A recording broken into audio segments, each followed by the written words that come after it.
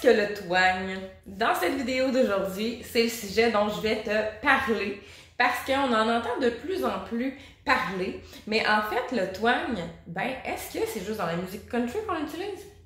C'est ce qu'on va voir ensemble aujourd'hui dans cette nouvelle capsule. Donc, mon nom est Tricia Turcotte, je suis professeure de chant et coach vocal ultra passionnée. Tout juste avant de commencer la vidéo, je t'invite à aller t'abonner à ma chaîne YouTube si ce n'est pas déjà fait et à aller activer la petite cloche pour ne rien manquer des prochaines vidéos qui vont sortir ici sur ma chaîne. Alors le twang, j'avais le goût aujourd'hui de t'en jaser et de te donner 4 astuces pour t'aider justement à aller trouver un petit peu plus ton son, à aller mieux placer ton son avec cette technique-là qui est le twang. Donc, autrefois, on l'utilisait un petit peu plus dans la musique country. C'était souvent associé à ça. Et même il y en a, quand ils écoutent de la musique country, qui vont dire « ça sonne donc bien du nez » quand les gens chantent du country. Et en fait, c'est pas vrai de dire que c'est juste ça dans la musique country et qu'on chante avec la technique du twang seulement dans ce genre musical-là. En fait, on le retrouve de plus en plus dans les styles comme la comédie musicale, dans le rock aussi également. Et qu'est-ce que ça fait sur le twang? Ça aide justement à aller gagner des aigus. Alors, aller moins forcer, en fait, j'aime pas le mot forcer, mais aller justement gagner des aigus plus librement, aller gagner aussi en puissance et justement à pas se fatiguer la voix. Donc, on va voir qu'on déplace le son. Au lieu qu'il soit ici, on le déplace au niveau des résonateurs. Je t'invite d'ailleurs à aller revoir ma capsule sur les résonateurs, parce que je t'en parle un petit peu plus en détail. Alors, c'est beaucoup utiliser justement le twang, oui, dans la musique country, dans le rock, comédie musicale, pour aider justement à les gravir des aigus, entre autres. Par exemple, si je te fais un exemple, moi j'adore chanter la chanson Defying Gravity, et à la fin, c'est super aigu, et là, j'ai pas le choix d'être en twang. Par exemple, ça fait plutôt que si je le faisais normal. Ça veut pas dire que c'est pas beau pour autant, mais on entend justement que je vais être capable d'aller pousser davantage et que ça sonne plus brillant, ça sonne plus éclatant quand je vais placer mon son en twang. Mais c'est quoi ça, le son en twang? Comment faire pour arriver à faire sonner ton son comme ça?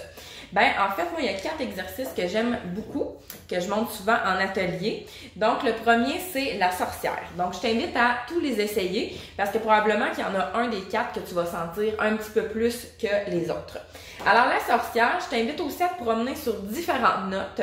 Pose tes doigts ici, sans faire de pression. Va juste déposer. Et tu vas sentir justement que ça sonne un petit peu plus au niveau des résonateurs du nez.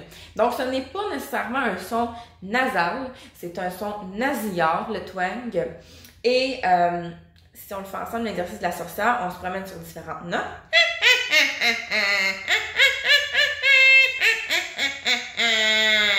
Tu vas sentir justement que ça vibre ici. Donc, ça ne vibre pas nécessairement là, c'est ici principalement.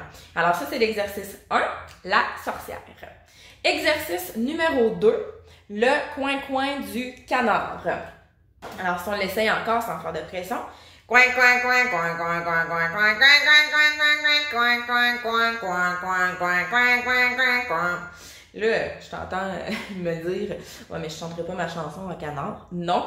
Le but, c'est vraiment que tu ailles sentir les vibrations, que tu ressentes la sensation ici au niveau du nez. Parce que non, on s'entend qu'on fera pas ça.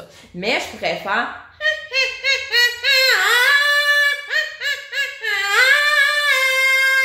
Alors, je pars de mon exercice et ensuite, je vais faire la note que j'ai à atteindre dans ma chanson. Ensuite, exercice numéro 3, le bébé. Alors, le bébé qui pleure.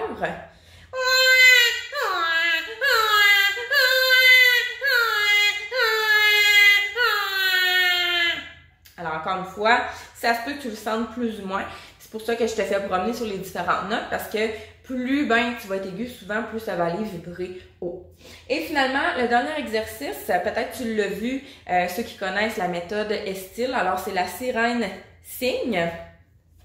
Alors, tu vas sentir qu'au début, le son est placé ici et il se déplace. Dans le fond, il est au niveau des résonateurs de la bouche, pas de la bouche, mais de la gorge. Et par la suite, il va se déplacer au niveau des résonateurs du nez. Alors, sing.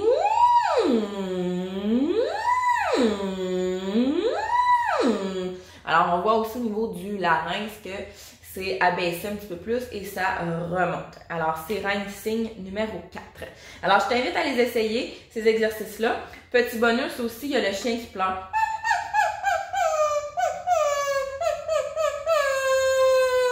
Alors, voilà. Alors, pratique ces exercices-là, ces 5 exercices-là, et vraiment, ça va t'aider justement à aller trouver un petit peu plus comment placer ton son avec la technique du twang, parce que tu vas voir que c'est vraiment efficace.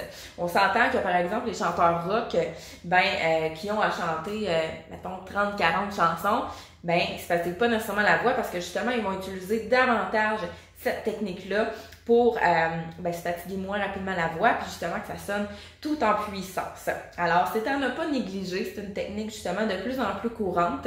Et au début, si tu arrives à moins le sentir, tu peux faire exprès de placer ton nez comme ça. C'est pas super beau, mais juste pour sentir les sensations. Alors, je te souhaite une super de belle exploration et on se dit à très bientôt pour une prochaine capsule vocale.